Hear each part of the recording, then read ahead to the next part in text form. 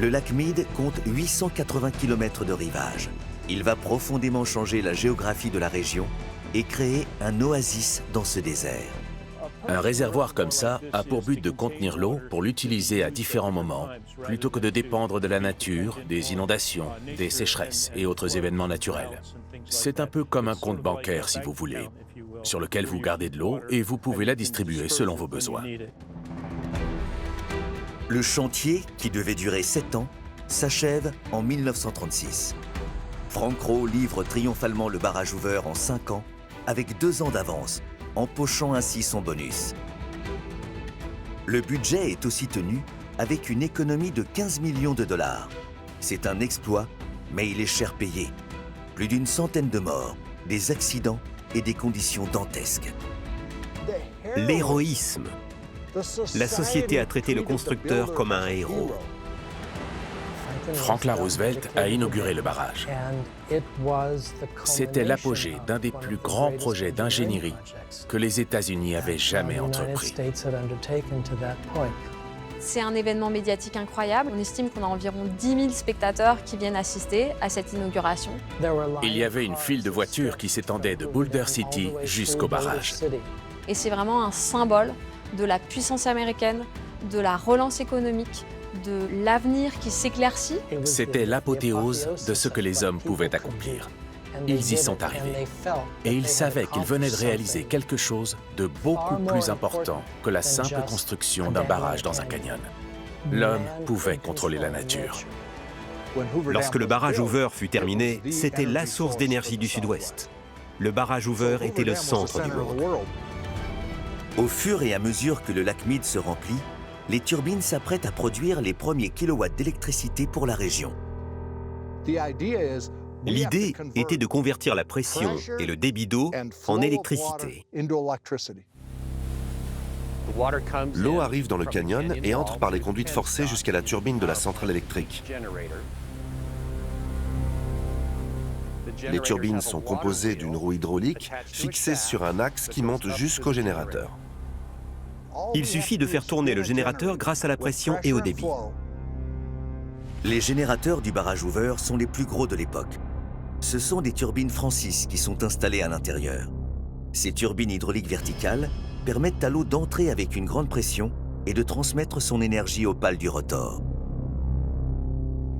La capacité initiale de production électrique de la centrale était d'environ 1300 MW. Et dans les années 1980, on a installé de plus gros générateurs, plus modernes, pour porter la capacité de production à 2000 MW.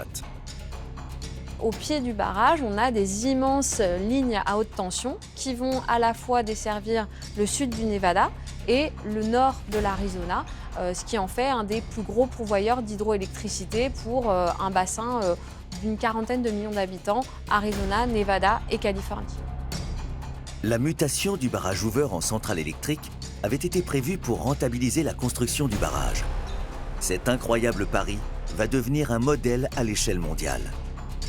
Aujourd'hui, 50% de l'électricité produite est destinée aux nombreuses villes californiennes autour de Los Angeles.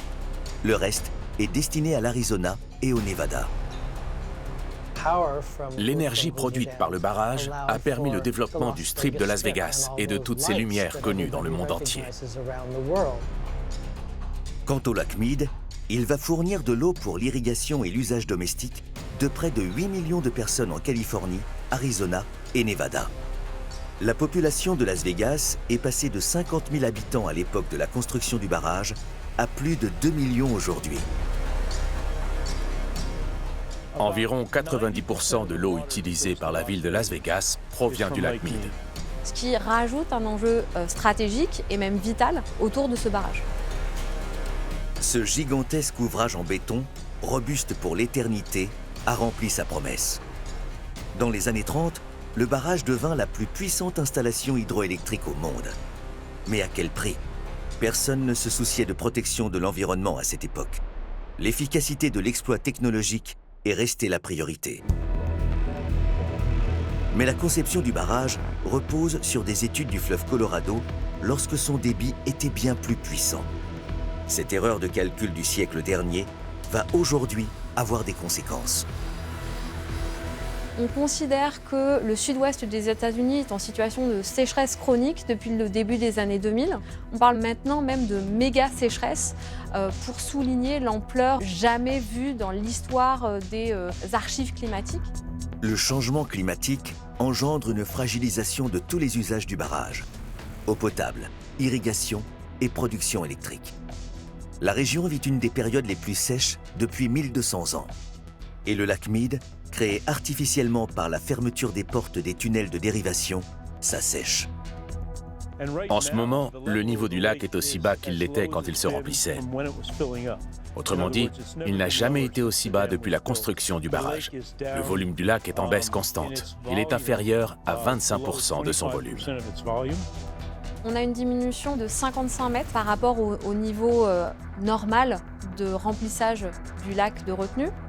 Ça se voit visuellement par des grandes bandes blanches qui bordent le lac et qui montrent là où il y avait de l'eau. Et tous les ans, ça se creuse. On peut voir où est censé être le lac et on voit bien qu'il est vraiment plus bas que ce qu'il est censé être. Et c'est une image qui est extrêmement marquante. Et on n'a pas besoin d'être un États-Unien ou un habitant local pour être à la fois fasciné et terrifié par ces paysages qui sont en train de se confirmer d'année en année. Les rampes d'accès des bateaux se retrouvent à sec. Des îles qui n'existaient pas ont émergé. L'eau du lac baisse de 30 cm chaque mois. La rareté des pluies, combinée à une demande constante en eau, plonge toute la région dans un danger futur. Et s'il n'y avait tout simplement plus assez d'eau? L'enjeu majeur reste la gestion de cette ressource. En même temps d'une ressource qui se tarit, vous avez une demande qui augmente, avec des villes dont la population explose. Donc s'il n'y a plus de lac Mead, que se passe-t-il? Le lac Mead dépend directement du débit du Colorado, qui lui-même subit les conséquences de la sécheresse et de sa surexploitation. Le débit du Colorado a baissé de 20% en un siècle. Je ne dirais pas qu'il s'assèche, mais il y a de plus en plus de sollicitations dues à l'activité humaine et à l'agriculture en particulier.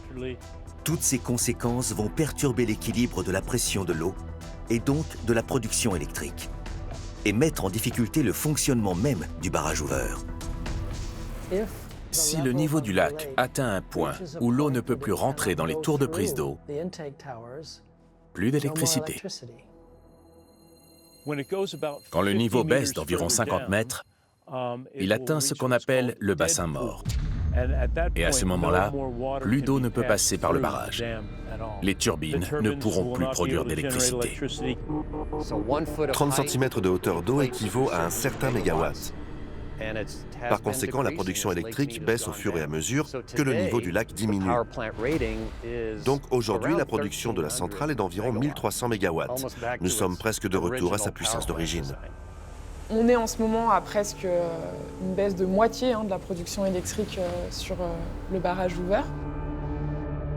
L'autre danger pour le barrage, c'est l'apparition d'espèces envahissantes qui ont proliféré. C'est le cas des moules quagga qui infestent le lac Mead. Ces moules, elles viennent des cours d'eau de l'Est de l'Europe. On le retrouve aujourd'hui dans le lac Mead depuis les années 2000. On trouve les moules quagga sur les fonds des bateaux. Elles peuvent entrer dans les tuyaux et les boucher. Elles affectent principalement les systèmes de refroidissement du barrage. L'eau du lac entre dans des tuyaux qui aident à refroidir les générateurs, par exemple, mais aussi beaucoup d'autres systèmes indispensables au fonctionnement du barrage.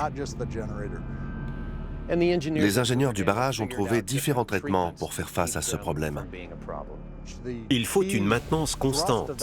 Le but est de tuer les moules quagga lorsqu'elles sont jeunes avec des ultraviolets. Nous utilisons donc des systèmes énergétiques pour tuer les bébés quagga, et comme ça, nos systèmes de refroidissement restent relativement propres. Des conséquences du changement climatique influent sur la structure même du barrage, liées aux pluies diluviennes et très violentes qui peuvent s'abattre sur l'ouvrage. Le retour des inondations et des crues tant redoutées peuvent endommager le barrage lui-même et mettre en danger la population. En cas de crue, si l'eau menace de submerger le mur, il y a deux systèmes de secours qu'on appelle les déversoirs. Un de chaque côté, Arizona et Nevada. L'entrée des déversoirs est en haut du barrage côté lac.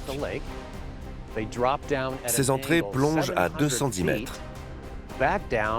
Elles sont reliées aux 2 tunnels de dérivation restants pour détourner l'eau en aval vers le reste du fleuve Colorado plus bas.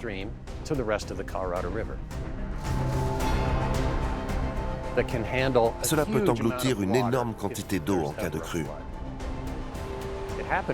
Ça s'est produit une fois dans les années 80.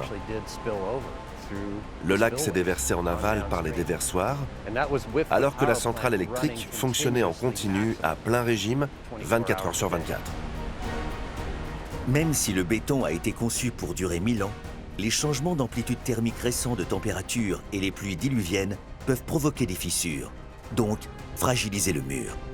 L'eau décrue redevient alors le risque majeur.